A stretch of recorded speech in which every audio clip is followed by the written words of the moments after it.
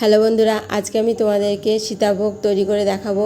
এই সীতাভোগ কী করে ভালো ঝরঝরে হয় এবং কিভাবে বেশি সাদা ধবধবে হয় এবং কিভাবে ভালো ফ্লেভার হয়, সব টিপস আমি আজ দিয়ে দেবো।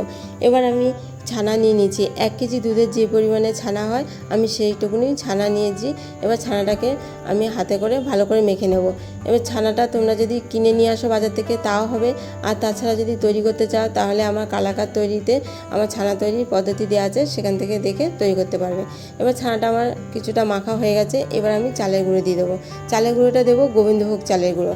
এই 1 কেজি দুধের যে পরিমাণে ছানা হয় তাতে আমি 3 চামচ পরিমাণে চালের গুঁড়ো দেবো। 3 চামচ পরিমাণে চালের গুঁড়ো দিয়ে হাত দিয়ে এইভাবে মাখতে থাকবো। এই মাখার সময় যদি আমি ঘি অ্যাড করে দিই ময়নের মধ্যে, তাহলে এই সীতাভোগের ফ্লেভারটা খুব ভালো হয়। এটা আমার ফ্লেভার তৈরির টিপস দিয়ে দিলাম। এই ছানাটা কতক্ষণ ধরে মাখবো, যখন দেখবো থালার থেকে এবং হাতের থেকে ছানাটা ছেড়ে যাচ্ছে এবং একটা ভালো ময়দার মতো ডো তৈরি হচ্ছে, ততক্ষণ পর্যন্ত মাখতে হবে। এবার মাখা হয়ে গেছে। এবার আমি নিকুতি বানানোর জন্য সামান্য একটুখানি ছানা হাতে করে তুলে নিলাম এবং তাতে সামান্য একটু বেকিং পাউডার দিয়ে দেবো, কারণ বেকিং পাউডারটা দিলে নিকুতিটা ভালো ফুলবে সেজন্য। এভাবে আমি এই ছানাটা নিকুতিটা বানিয়ে নেব।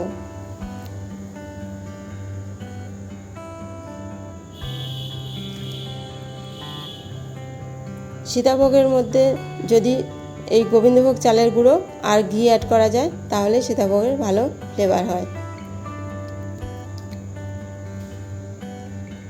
এরপর আমি চিনির শিরাটা তৈরি করে নেব। চিনির শিরার মধ্যে চিনিটা কিন্তু বড় দানার হতে হবে। বড় দানার চিনিতে সাদা সীতাভোগ তৈরি হয়, আর ছোটো দানার চিনি হলে হালকা একটু হলদে ভাব থাকে, সেটা কিন্তু সাদা হয় না। এবার আমি 2 কাপ চিনিতে 2 কাপ জল দিয়ে দিয়েছি। 2 কাপ জল দিয়ে এবার আমি ভালো করে উতাল দিয়ে নেব এবং ভালো ফ্লেভারের জন্য একটা তেজপাতা, কয়েকটা লবঙ্গ আর একটু দারচিনি দিয়ে দেবো, যাতে সীতাভোগটার সেন্টটা আরেকটু ভালো হয়। এবার বেশি জাল দিতে হবে না। উতাল আসলে পরে যখন হাতে করে দেখব হালকা একটা চিটচিটে হয়েছে, তখনই নামিয়ে পড়ব। বেশি আঠা আঠা হওয়ার দরকার নেই। এরপর নামিয়ে আমি সীতাভোগটা ভাজতে শুরু করে দেবো। তার জন্য ওভেনে আমি কড়াই দিয়ে এবং তাতে রিফাইন তেল দিয়ে দিচ্ছি। সীতাভোগ সবসময় রিফাইন তেলে ভাজতে হয়। এবার তেলটা গরম হয়েছে কিনা তার জন্য আমি একটু সীতাভোগের ডো দিয়ে দিয়েছি। দিয়ে দেখলাম যদি ডোটা ভেসে ওঠে তাহলে ভাবতে হবে তেলটা পারফেক্ট গরম হয়েছে। এবার আমার সেটা ভেসে উঠেছিল। এবার তেলটা ভালো গরম হয়েছে। এবার আমি সীতাভোগটা দিয়ে দিচ্ছি। তেলের মধ্যে যদি তোমরা একটা এরকম ছাঁকনি দিয়ে তারপরে গ্রেটারের সাহায্যে এভাবে ছানাটাকে দাও, তাহলে সীতাভোগটা ঝরঝরে হবে এবং তুলতেও সুবিধা হবে। খুব বেশি ভাজার দরকার নেই, হালকা করে ভেজেই আমি তুলে নেব। এই দেখো তুলতে কত সুবিধা হলো, তেলের থেকে এক চান্সে উঠে গেল। এবার আমি রসে ভিজিয়ে দেব।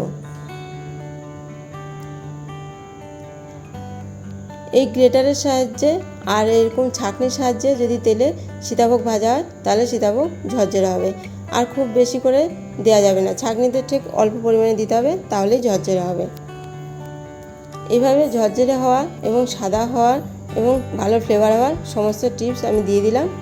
তোমরা বাড়িতে এইভাবে তৈরি করবে। এইভাবে আমি সমস্ত সীতাভোগটা ভেজে নেব। এবার এই সীতাভোগটা তেলে অনেকক্ষণ ভিজে গেছে, 5 মিনিট মতো। 5 মিনিট পরেই এভাবে তুলে নিতে হবে। এরপর আরেকটুখানি আছে, সেই ছানাটাকেও আমি গ্রেটারের সাহায্যে দিয়ে দিচ্ছি। আমার মতো এরকম পরিমাণে এরকম চালের গুঁড়ো এরকম টিপস সহ ভালো করে দেখে নিয়ে তৈরি করবে, তাহলে ভালো ঝরঝরে ফ্লেভারযুক্ত সাদা সীতাভোগ তৈরি হবে। এবার সীতাভোগটা ভাজা হয়ে গেছে, আমি নিকুতিগুলোকেও ভেজে নেব।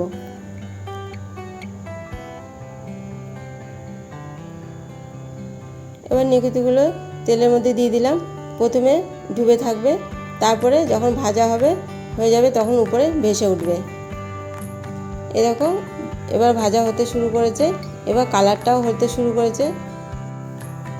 খুব বেশি গাঢ় লাল করার দরকার নেই, ঠিক এরকম লাল হলেই হবে। এরপর আমি রসে ভিজিয়ে দিচ্ছি।